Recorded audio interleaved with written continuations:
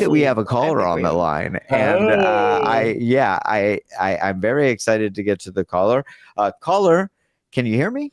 Caller, yes, can you hear me? I can hear you. Oh, hi, caller. Welcome to Midnight Across America. What's your name? Where are you calling from? My name is Harper, one of the OG Dirty Girls, and I'm calling from LA. No way. Harper, thank you so much for calling. Right. Hello. Hey, Michael. Hi, Harper. This is amazing. I'm so glad you're here. Wow. Oh I am too. It's gosh. so fun. Craig, this is the best call. I need a second. I am just such a fan of you, Harper. You really I feel like a very shared when you like read a poem and you're like, God, that I felt like that fell out of my head. Some of the things that you were saying in this documentary and actually incidentally, I feel like we were on the same mind shift. Have a lot of people said that to you? Am I the first one? First of all, I'm hearing you talk in the beginning of this, and it sounds like we probably were. Sounds like we were on the similar mind alignment. Cool. Yeah, mostly we have fans. I say we, like my sister Amber and I have similar experiences. Mostly we have fans who are currently, let's say, 13 or 14 or 12 and feel outcasted and isolated, and we get a big thank you. I don't feel so alone. So that's really the majority of the people that approach us. That's where they're coming from. Oh my God. Man. Harper, that means I love to hear that. And also as a 38-year-old, same. As I was saying to Michael earlier, that like seeing this as an adult, like retroactively healed my like 12 and 13-year-old queer non-binary self who was raised as a girl in like very strict, rigid context. So wow. Yeah. I'm so happy to hear that. That really is the majority. I mean, if you can imagine when this went viral, my sister and I were in India at the time traveling for the Kumbh Mela. Whoa. I had really wild. I had started plucking my unibrow as soon as I graduated high school. And then many, many years later, I guess we're talking 2000. When did it first go viral? 2013? Oh, 13. Is that right? Yes. Yeah. Okay. So we were in India, and because I was in India, I let my unibrow grow out for the first time since high school. So it was so bizarre for me to get back home and then hear this crazy news that the Dirty Girls documentary went viral, and we had 330,000 views, and all of a sudden thousands of fans, and they were all and majority or all of it really was positive. Like I was like, okay, this is going to come with all that hate bullshit that I hear about, and there was almost none. It was mostly, like I said, people just feeling like they felt seen and heard, whether they were actually 13 and 14 years old or they were adults having a very like sentimental remembrance of their high school experience and having a similar experience that you had, which is very healing. Mm-hmm. Yeah. To think back and to watch that. So, I mean, it was really an incredible experience. And honestly, we felt an immediate responsibility to our new quote unquote fans. And we started a project. Yeah. And we started a project almost immediately called Dirty Girls Project, which really needs to come back again. But it was... Yes, can we talk about that? Mm-hmm.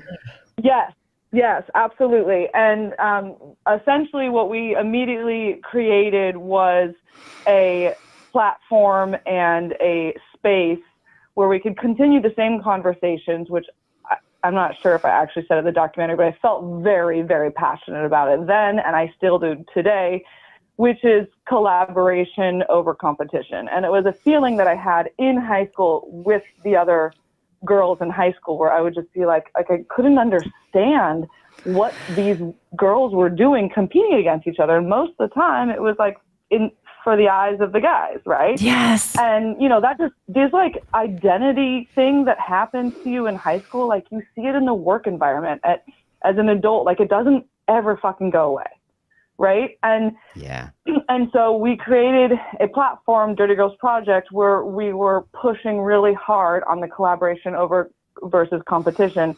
And we were like meeting and doing collaborative content with other like dirty girls out there, other women of all ages who, and it wasn't really always women, but that's where it sort of spawned, who were doing exactly what they fucking loved, and they're doing it passionately, and doing it confidently, and like not giving a shit. And they, to us, were mentors that could be mentors even for young women and young adults. And so we were creating content by the way of collaborating. And the vision, honestly, that we saw in the future that didn't end up getting legs was, how can we support mentorship for young dirty girls? And like I said, it's not just women, right? It's essentially dirty girls. I heard what you guys were saying earlier, where it was like, we're looking at class, and we're looking at like, that's probably like the worst thing you can say. Eventually, after this documentary has gone viral, for us, it became a source of really of pride. Yeah, sure. Hell yeah. Sure. Right? I want to be a dirty girl. Fuck yeah.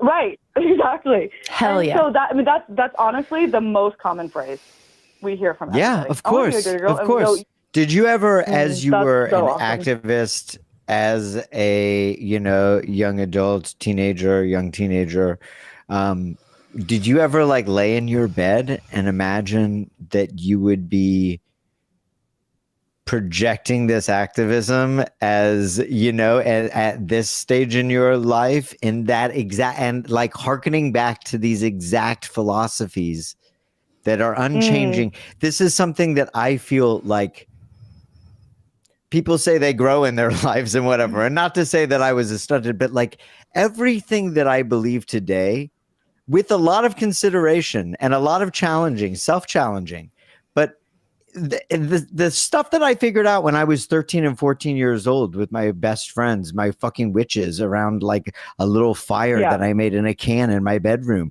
And we were talking about the meaning of life and figuring it out. And we were like, irate that nobody was acknowledging these things that seemed trite, and we didn't have like a necessarily a mature way of getting it out. But God damn it, I stand behind every single fucking thing that I meant when I was 13. And in fact, I'm embarrassed that I don't stand as hard for them as I did then. Well, I'm 100% with you on that. That's exactly how it feels. And like, no, of course, then I didn't think so far into the future to imagine that I might be still having the same sort of value system, but I wouldn't have doubted it. Right. Like it felt so absolutely right. And to the core, like it didn't feel fleeting, and it didn't feel like it was a phase.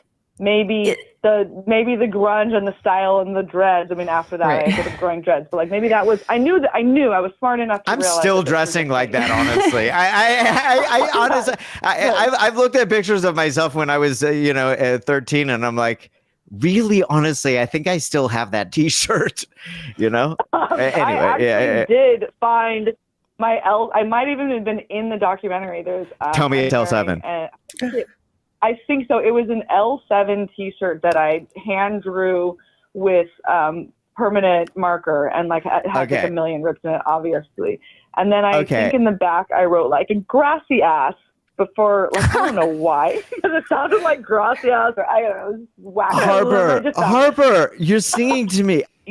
Michael actually aired this documentary at school shortly after he made it. Hang on, bro. Revolution.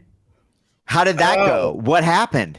Oh yeah, Harper, I'm so glad you mentioned that part of the. So what happened was the first time he aired it, wasn't it 2 hours long almost, Michael?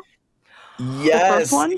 Totally. Yeah, it was 2 hours. This version. Just rub their noses in it. It was the whole damn thing.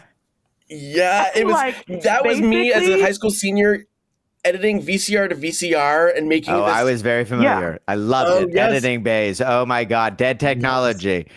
God, we had no idea what was coming. We wasted a lot of time learning things. Right, little did we know. So, it was all going to change. And it was. I made and that version. Actually, I filmed myself as the narrator, host of the film, and I would come in throughout the film to sort of explain to the audience what was happening and to sort of advocate for the dirty girls and say, they're misunderstood and this is what you need to understand. And it was just me sitting in my bedroom. And so that was, and then honestly, Michael was like, stood like that. Thank you again. I know I probably thanked you then. But like, honestly, so many people approached us and apologized after that aired. Wow. Because it gave us, it gave people context and a voice that was impossible when you're in the high school pitter patter bullshit of like, are you wearing Janko jeans and a tag watch? And then who are these fucking girls wearing slips and red lipstick on their face? Like, there's just, it's just so easy to, right? It's just so easy to like make fun of people to make yourself higher. And that was something I actually knew in my core. Me and my friends, we used to wear women's underwear in our jeans just so that we could go up to dudes and we'd be, like at the Steak and Shake or something like that, where kids would hang out at night, or the Perkins or something. We'd like, get closer to the jock and we'd be like, check this out. And show them that we were wearing women's underwear and just watch them explode. They'd be like, what the fuck? What the? Are you fucking kidding? It's like, bro, look at that button you got. We're got. from the same class. For sure. Oh my God. Yeah. It was just hilarious to us to like make to watch people like shiver in their like uncomfortable in their pants, Yeah. Just blow up. Just absolutely. Just blow up. In a follow-up segment that I know that Michael did, there was a quote that you made that I so immediately identified with.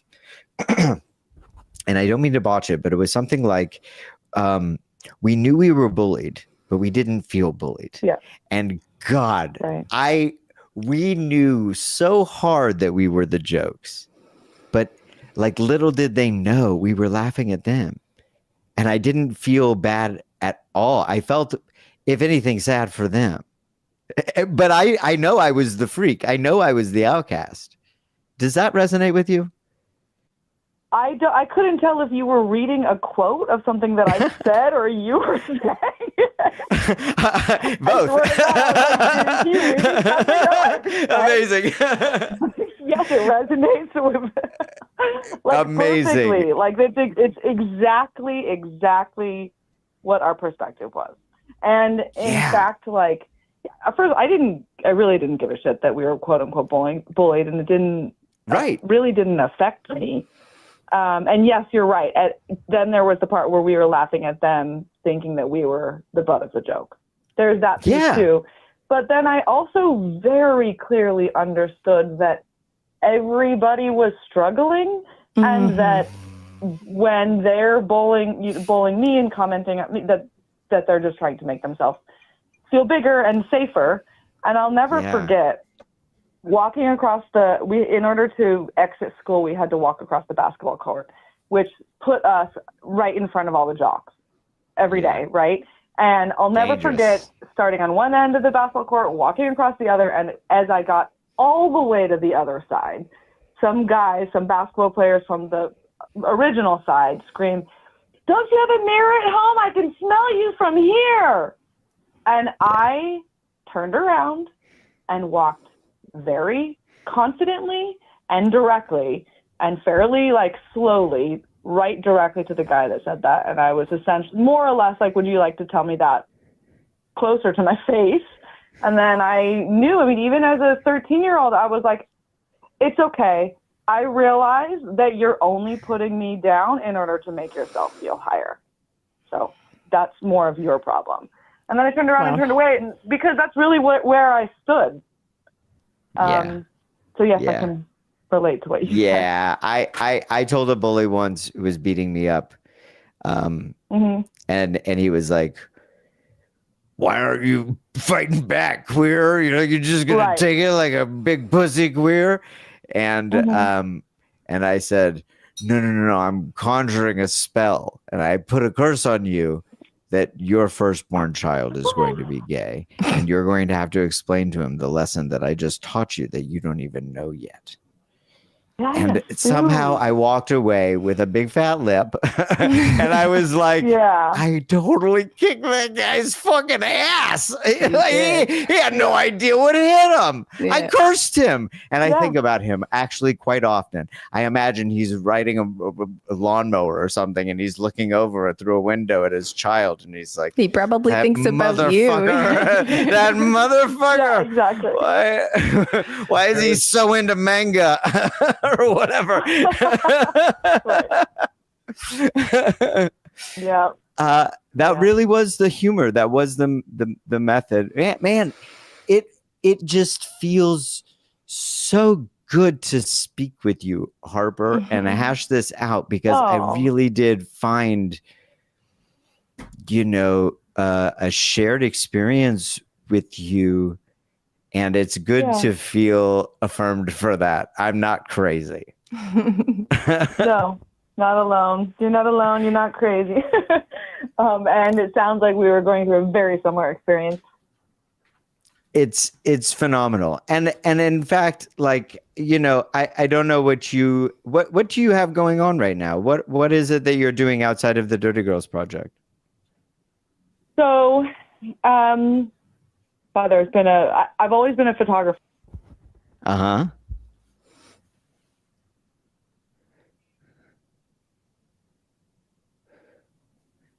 Surgeon. There was the last 10 years, a little quiet period. I mean, I'm still doing photography, but more gig based, or I don't know.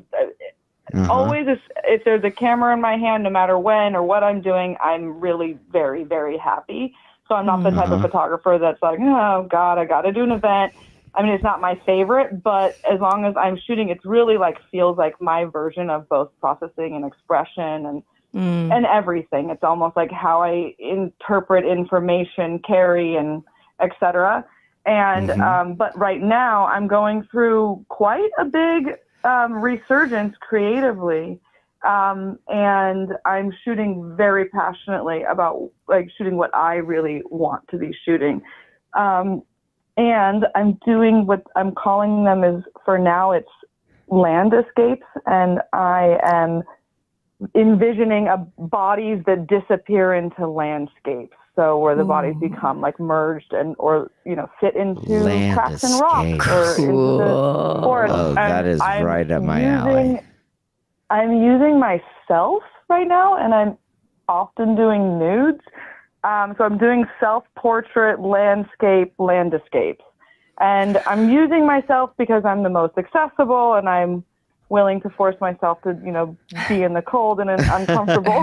But the vision is always a body. It wasn't originally my body. It's just what I've been doing. And in the process, I'm having really incredible experiences where I'm becoming the witness to my own vision, while also being the subject, and then also, then I'm also processing difficult things. Wait. Please, I don't mean to slow you down, but I really want to unpack that, because it's like anyway. The becoming a witness. Go off. Go off. Okay. So that is in alignment with the theory that I don't have to attach and I can either say I or you or whatever, but we don't have to attach ourselves permanently as the stories that we've always told, or, maybe the emotions that we're currently having, it doesn't have to be you and the all of you, right? And so there's a piece that when you pull yourself, or I pull myself away and I become the witness and I can see myself, there becomes more of an opportunity to, I wouldn't say like completely change that, but it doesn't have to be like the identifier. Where you get like stuck in, like, let's say it's depression, or let's say it's anger, or let's say it's sadness. Like, yes, those are as real as they are, and they need to be honored to be as real as they are, you know. But like, everyone has their shit, and so if I have my thing with my dad, where he maybe treated me in a certain way, like, I don't have to carry that around for the rest of my life and identify with that storyline. And so I feel like becoming the witness to yourself allows for an opportunity to not identify with it all of the time. And in that process, there's an opportunity to evolve or to change or to see a different way of doing things or to practice a different way of doing things. And so in my art of using my own self, my own body, I'm finding that there's a different place for me. I'm both behind the lens, I'm the subject, and there becomes this almost third person watching the whole thing. What I hear you saying is like, I feel it, I went through it, but that doesn't mean I am it. And I think that this is something that, to go back to the shame thing with the Dirty Girls, that like something I have had to work through a lot is like, the shame that we feel is not ours. And it can be so powerful to have a creative practice. Like it sounds like you have, to like get outside of yourself, to be able to see like this thing that has been put on me that I went through and that made me feel things is not mine to hold.